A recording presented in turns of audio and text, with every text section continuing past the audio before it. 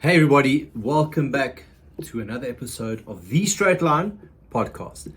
My name is Jeremy Maartens, and the topic of discussion today is stage 2 of the Subaru Blue Diamond 3-day stage race held out in Pretoria.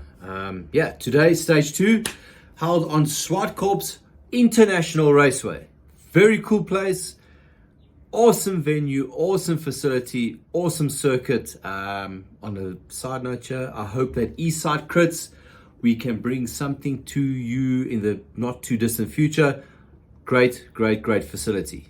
But yeah, back to the topic of discussion today. I love it when a good guy wins. Ruhan Du Plooy, he had a couple of issues earlier in the year. COVID, complications of COVID, been down on his luck, hasn't been able to train for a long time. He's stuck through it, bit the bullet, and today he delivered. I'm going to eat my hat. I made a comment in a podcast last week that his new signing at Team Spaces. Quality rider, good rider. I was anticipating or expecting a result or a solid performance and solid result from him towards the back end of the season. But yeah, he proved me wrong today. A week after what I said, he was able to deliver on that result. Mr. Ruhan Du Plooy, well done. Okay, now that I've let the cat out the bag and given the result away, let's break it down and see what happened in the stage. Yes, going into it, Ruhan Butler from Team Aluwani had the yellow jersey. I spoke to him before the stage. I got the distinct impression that Reynard and his team were there for business today. Normally you chat to Reynard, he's a jokey kind of guy, never too serious, kind of laxy-daisy. But today when I spoke to him, there was a clear and definite plan. You can see in his body language, the words that he's saying, the way that he was saying it. Team Aluwani came there to do business today. Off the bat, lap 1, they had 3 guys pacing on the front, keeping the speed high, not too high in the sense that they can ride their riders out the race, get the pressure on. They were well done, Nolan Hoffman. You got your boys together. They came and delivered a good result today. But 4 or 5 laps into the race, Team Honeycomb wanted to try and lay it out. Jaco van Dijk, he was away for 1 or 2 laps. 15-20 second gap at most, but he was putting the pressure on. I think Honeycomb also came there with the intention of trying to force a split today. Maybe try and get a split and get a guy like Jaden Tolo into the break and try and take the win from there. That's the impression that I got from the side of the track. But yeah, Team Aluwani weren't having any of that. They bought Jaco van Dijk back, and immediately off that, Eric Cross from Team Tufo BMC, he took the initiative. And Eric was away for the best part of 6-7 laps by himself. Biggest gap that I took for him was 23 seconds. But yeah, he tried to force the issue, force the break, get into it. From behind, Aluwani were controlling, and then towards the back end of the race, DMS also took the initiative. It was quite clear that they were riding for a sprint. Dirk Nel was in it. He recently finished second in one of the Royval races, so he's on a bit of form. He's a fast rider. He can deliver when it counts. I put a bit of a live stream up on Facebook with 4 laps to go.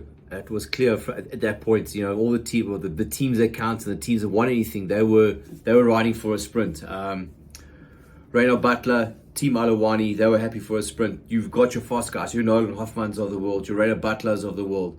Team DMS, it was quite evident they were riding for Dirk Nel, also Jose Kleinsmith. Jose Kleinsmith is the current leading young rider. He's leading the young riders jersey. Ooh, you see, that was bad. And then from that, a lap and a half to go. There was a bit of a split in the bunch. Looked like there was one of each team, but that didn't really get too much legway or leeway into that. Listening to the riders, the guys were saying, in the harder part of the races, or the harder part of the race, up the climbs, there was a headwind. Now, if there's a headwind up a climb, that's automatically going to reduce the overall pace, which means it's easier for everyone to sit in the bunch. A couple of guys tried on the climbs going around over the top, and then with a tailwind trying to force the issue. But then you get into the straights, you've either got a headwind or a tailwind. So with the wind today, it wasn't very conducive to aggressive riding or positive riding. Yeah, we came down to a bunch sprint. I was standing on the corner about 150 to 200 meters out. The riders came through. It was a mess. Ruhan Du Plooy was on the right-hand side of the track. He took the shortest line, or took enough chances to put himself in a position to take the shortest line. Awesome result. I think all of the riders, all the riders that raced the race today, I think everyone kind of went over to him and said, well done, knowing what he's been through in the last little while. Yeah, like I said earlier, it's always nice when the good guys win. Dirk Kinel ran second in the stage today. Nolan Hoffman ran third in the stage today. Shaunik Bester ran fourth. And then in fifth place was Reynard Butler. Sorry guys. Reynard Butler with his fifth place. It was enough for him to keep the overall jersey, leaders yellow jersey, going into the last stage tomorrow. The Blue Diamond Classic out in Cullinan. You go from Cullinan, go past Boschkop, head towards Bronkhorstspruit, back the long way around, Rayton side, back towards Cullinan. I said it a week ago, it's the type of race that the wind almost always blows out there. After stage 1 and stage 2, the general classification, all the guys are close together. It's the type of place that if a team or a strong rider decides that the moment is here and the wind is right and they ride cohesively together, they can do a significant amount of damage. So far, Team Alawani has ridden a pretty good race. The question mark still remains. Will they have the firepower, or will they have what it takes when the pressure's really on and the gutters are towards Cullinan side? You got your likes of Brandon Downs has been relatively quiet the last 2 stages. You've got your Jason Eggerts, your Jaco van Dijks, your Jaden Teloos from Team Honeycomb. Those are the big teams, the teams with depth.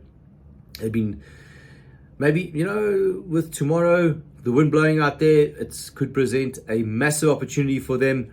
I think what an exciting event. The racing has been pretty good the last 2 days. It all could come down to the last 30 kilometers of the last stage. Around the backside, the wind blows. And you can also throw in a team like Team Tufo BMC, Team DMS.